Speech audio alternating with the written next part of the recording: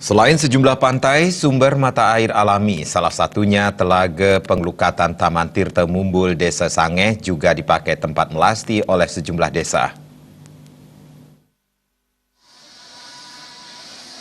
Sejak pagi hari, ribuan umat Hindu dari 10 desa sudah berdatangan ke telaga dengan sumber mata air alami, yakni Penglukatan Taman Mumbul Desa Sangeh untuk menggelar ritual melasti.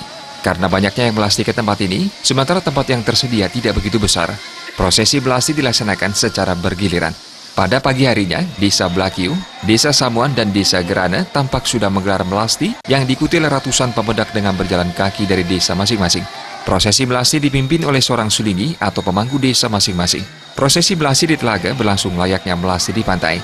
Sejumlah pelawatan dan pertime dari berbagai pura ditempatkan di pinggir telaga yang membuat pemandangan pagi hari di telaga tersebut menjadi lebih indah.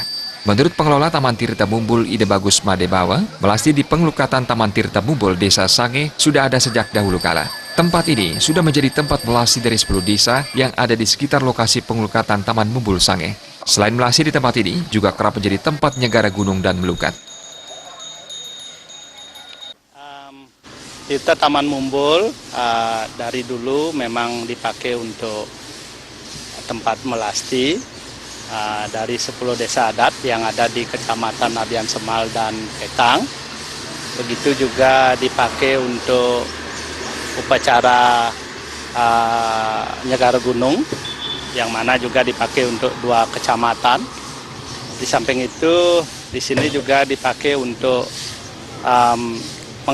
meminta daun beringin bagi masyarakat di sekitar ini, 2 desa untuk biasanya untuk acara nyekah gitu atau memukur gitu. Nah, sekarang di Mumbul juga di Taman Mumbul kita kembalikan rohnya beliau itu sebagai penglukatan yang mana sebelum tahun 80-an itu memang di sini memang dipakai untuk penglukatan.